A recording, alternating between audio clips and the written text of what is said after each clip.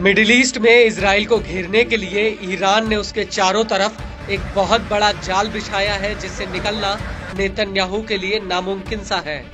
इसका सबसे बड़ा ट्रेलर 7 अक्टूबर 2023 को दिखाई दिया, जब हमास ने इजराइल के ऊपर जमीन, आसमान और समंदर से अटैक कर दिया।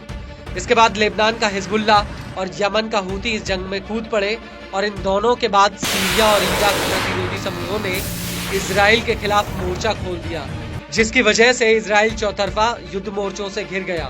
दरअसल ईरान इन सभी गुटों को हथियारों की सप्लाई, फंडिंग और ट्रेनिंग देता है और इन सभी मुखौटा संगठनों में ईरान के लिए हिजबुल्ला सबसे ज्यादा अहम है। लेकिन सीरिया में बशर अल असद की सरकार गिरने से ईरान को बहुत बड़ा झटका लगा। वो इसलिए क्योंकि ईरान सबसे पहले अपने हथियारों को सीरिया में भेजता था और सीरिया से ये हथियार हिजबुल्ला को भेजे जाते थे। लेकिन असद की सरकार जाने के बाद हिजबुल्ला की सप्लाई लाइन पूरी तरह से ठप हो चुकी है और ईरान के लिए हिजबुल्ला का कमजोर होना मानो खुद ईरान का कमजोर होने के बराबर है। और अब इसी कड़ी में एक बहुत बड़ा खुलासा हुआ है, वो ये है कि अब ईरान हिजबुल्ला को हथियार सप्लाई करने के लिए एक सीधा एयर कॉरिडोर बनाने पर विचार कर रहा है। इसके बनने से हिजबुल्ला को फिर से हथियारों की सप्लाई शुरू हो जाएगी। इस कॉरिडोर को बनाने को लेकर तेहरान में हिजबुल्ला के साथ बातचीत भी चल रही है, जिसकी वजह से पश्चिमी देशों की चिंता बढ़ गई है।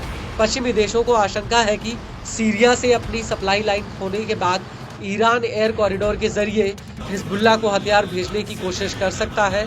इसके लिए ईरान लेबनान के बेरूत एयरपोर्ट पर एक लॉजिस्टिक हब बनाने पर विचार कर रहा है, जिससे ईरान से हथियारों को सीधे लेबनान में उतारा जा सके। वहीं दूसरी तरफ इजराइल का कहना है कि अगर ऐसा होता है तो हिजबुल्ला के साथ युद्ध विराम समझौता टूट सकता है, और अगर ऐसा हुआ तो इससे इजराइल और हिजबुल्ला के बीच युद्ध की आग फिर से भड़क जाएगी। और इजराइल का ये भी कहना है कि वो लेबनान में युद्ध विराम को पूरी तरह से लागू करेगा और अगर जरूरत पड़ी तो इसे ताकत के साथ लागू भी करवाएगा। इजरायली मीडिया का कहना है कि इजराइल पहले ही ईरान से लेबनान जा रहे एक कार्गो विमान को इंटरसेप्ट कर चुका है और इजराइल का मानना है कि ईरान ने इस विमान में हिजबुल्ला को हथियार भेजे थे।